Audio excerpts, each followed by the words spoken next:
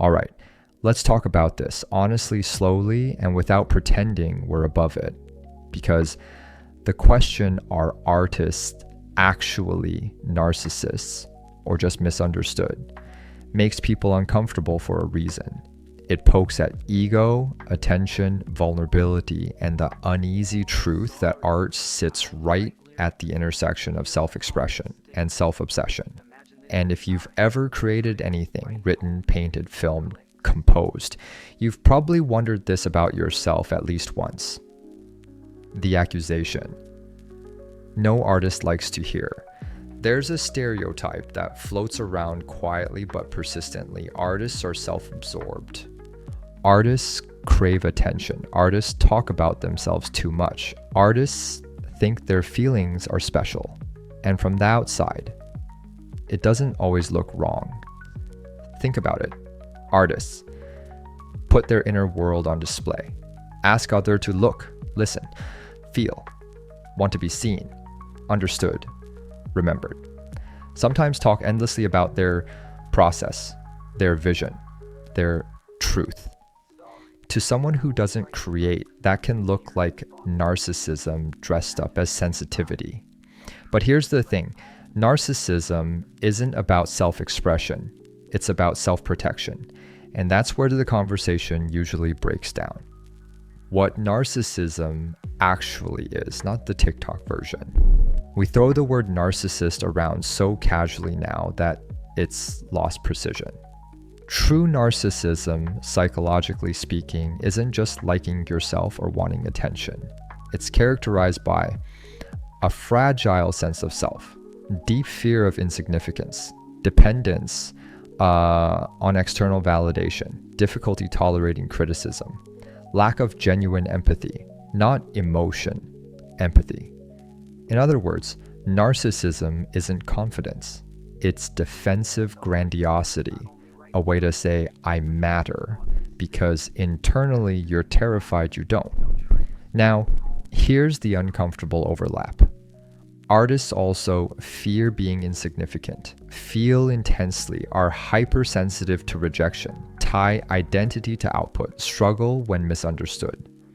So the behaviors can look similar, but the direction of energy is different. A narcissist creates an image to protect the ego.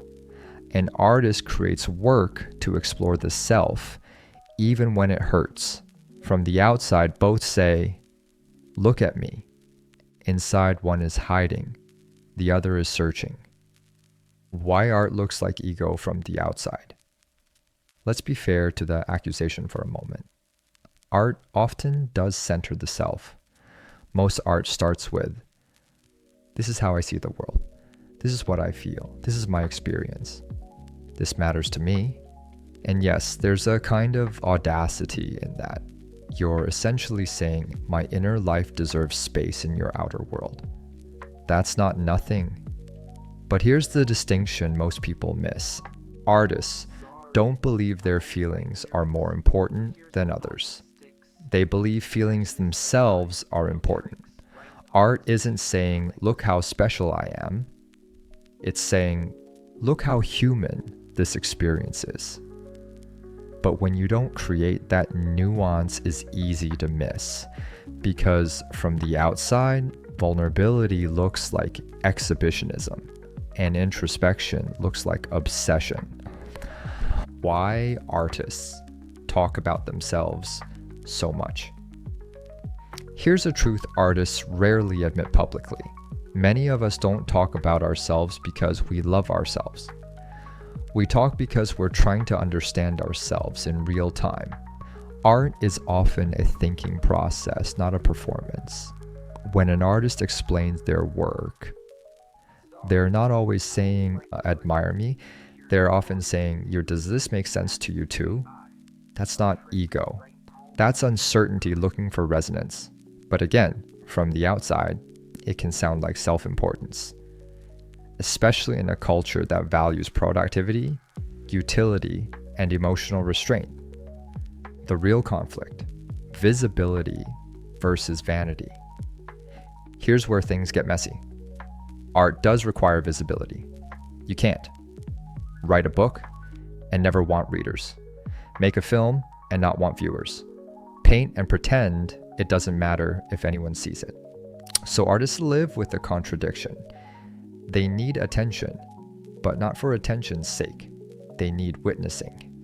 And witnessing gets confused with vanity all the time. But wanting to be seen isn't narcissism. It's relational. It's saying, I don't want to exist alone inside my head. That's deeply human. The problem is that our culture doesn't have a clean category for that, so it calls it ego, when art does become narcissistic. Now, let's not romanticize everything. Some artists are narcissistic, and when art slides into narcissism, you can usually feel it. The signs. The work demands admiration, not engagement. Criticism is taken as a personal attack. The audience exists to validate, not to interpret. The art says, look how brilliant I am, instead of look at this experience. Narcissistic art isn't about connection, it's about control. It doesn't open space, it dominates it. And here's the uncomfortable truth. The art world often rewards narcissistic behavior because confidence sells, mystique sells, certainty sells. Quiet, exploratory, unsure art, that's harder to package. So sometimes the loudest egos aren't the most insecure, they're the most incentivized. Sensitivity gets misread as self-obsession. Artists are often more emotionally porous than average. They notice tone, symbols, subtext, mood, absence. They feel small shifts deeply. And when you feel deeply, you have to process deeply, which means thinking, reflecting, revisiting, replaying. To someone less sensitive, that looks like rumination, or navel gazing, or obsession with self. But sensitivity isn't narcissism. It's a nervous system tuned to nuance. And nuance doesn't survive in fast, loud environments, so it gets dismissed. Why artists are often misunderstood by practical minds? If you're oriented toward efficiency, results, stability, utility, art can look indulgent. Why dwell on feelings? Why analyze everything? Why not just move on? But artists don't dwell because they enjoy it. They dwell because unresolved experiences don't leave them alone. Art isn't a hobby. It's a coping mechanism that accidentally produces beauty. And coping doesn't look graceful from the outside. The shadow side, when misunderstanding turns into defensiveness. Here's where things get tragic. Because artists are often misunderstood, they can become defensive. And defensiveness can slowly harden into ego. Not because they're narcissists, but because they're tired. Tired of explaining themselves, justifying their work, being told it's not practical, being dismissed as dramatic. So they build armor. They exaggerate confidence. They lean into persona, they perform certainty, and from the outside, that armor looks exactly like narcissism. But it's protection, not superiority. Art as a dialogue, not a mirror. At its best, art isn't a mirror saying, look at me. It's a window saying, look through this. The artist becomes a medium, not the message, but getting there takes maturity. Young artists often confuse expression with importance, attention with connection, visibility with worth. That doesn't make them narcissists, it makes them human. Growth in art usually involves shrinking the ego, not inflating it. The more experienced an artist becomes, the less they need to prove. The work starts to breathe on its own. Why we're so quick to call artists narcissists. Today, social media made this worse. Now, personal branding is required.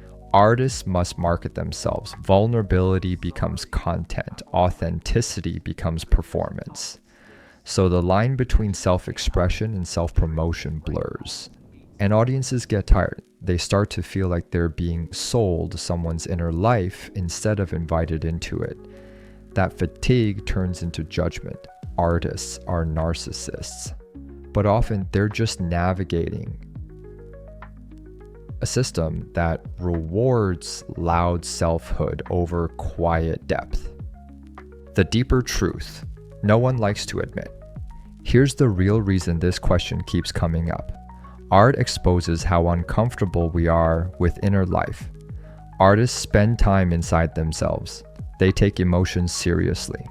They ask existential questions out loud, and that unsettles people who survive by not looking too closely. So instead of saying, when this makes me uncomfortable, we say, you're self-absorbed. It's easier. So are artists narcissists? Some are. Many aren't. Most are just people who feel intensely, think deeply, struggle to translate inner chaos into outer form, want to be understood without having to explain everything. That doesn't make them narcissists. It makes them translators of experience. And translators always look strange to those who speak a different language. The next time you're tempted to dismiss an artist as self-obsessed, try this reframe. Ask not, why are they so focused on themselves? But what are they trying to show me about being human? And if you're an artist yourself, quietly wondering if you're just indulging your ego. Remember this, narcissism avoids discomfort. Art walks straight into it. And those two things are not the same, not even close.